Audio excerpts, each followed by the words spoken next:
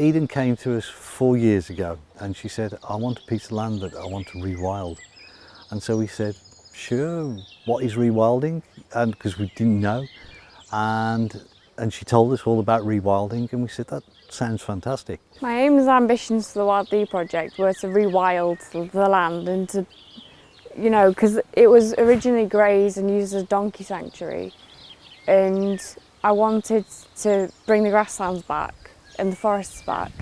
We helped her to look around and buy this piece of land, and it's 12.5 acres, and we came and had a look at it, and Eden felt it was perfect for what she wanted. I'm really happy with how the project has turned out so far.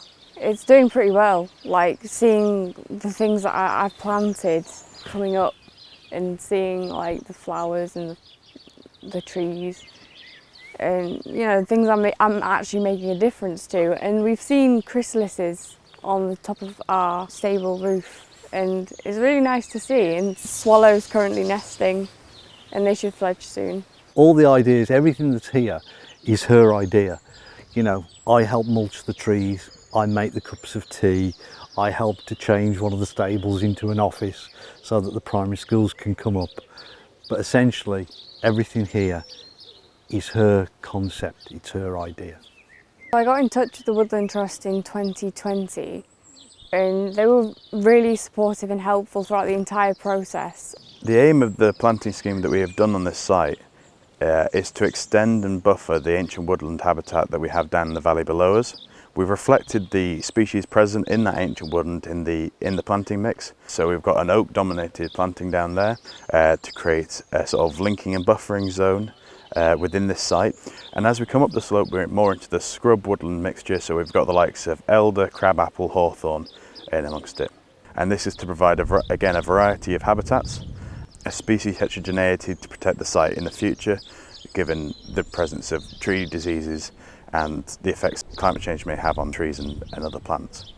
And the Grow Back Greener scheme has really helped. Like this gate was, for example, provided by the Grow Back Greener scheme. Like they provided a lot of fencing and they provided people to do it as well, which was really good. We're encouraging ancient woodland linking and buffering, natural processes, partnership working with local authorities, and 2 innovation work streams, one trialling a land leasing model and the other trialling green finance. Grow Back Greener's approach is holistic, flexible, site-specific. It has enhanced advisor support and an emphasis on quality conservation outcomes. So the surveys we had to undertake before we planted any of these trees included a peat survey and a wading bird scoping survey. This is because both peat were shown to be present and breeding words were potentially at high risk according to our online maps that we use to check sites. And this is a really important thing to do to make sure that we plant the right trees in the right places and we don't detrimentally affect existing habitats. And the results of these were that we found that the site was unsuitable for scoping waders because of its steepness, the surrounding trees and the nearby roads and footpaths. And the peat survey, whilst it didn't show any peat, it did identify areas of priority habitat that we were unaware of. This included an area of priority grassland habitat.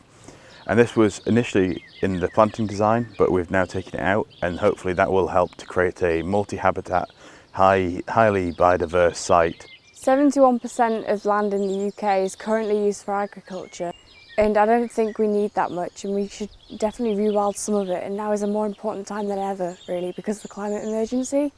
Woodland Trust is delivering Grow Back Greener through an extended team. Our own North Outreach advisors are at the heart of that team, but we have 7 collaborative agreements with trusted partners as well. Organisations like the Yorkshire Dales National Park, the Peak District National Park, the Nidderdale AONB, the Wyre Rivers Trust, the Ribble Rivers Trust and South Yorkshire Woodland Creation Partnership. The landowner has been provided with a project plan which lists all the maintenance activities that they need to do, and they're also provided with a maintenance budget out of the Grow Back Greener project pot. In terms of monitoring, we are doing 3 face-to-face site visits over the next 5 years That will help to evaluate the site ourselves. And in the first site visit, we'll be doing a beat-up survey, and as part of that, we'll be teaching the landowners how to do it themselves, and that helps them keep on top of what they need to do in terms of replacing trees that have died off. The Woodland Trust led elements are to deliver 790 hectares of woodland across the Northern Forest by March 2025, and there are other elements being led by the community forests.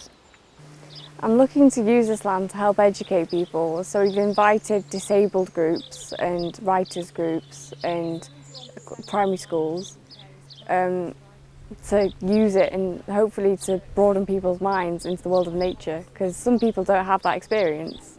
I'd like to sort of set the ball rolling really with rewilding becoming a trend. I basically had to have no prior knowledge before I did this, so anyone could do it.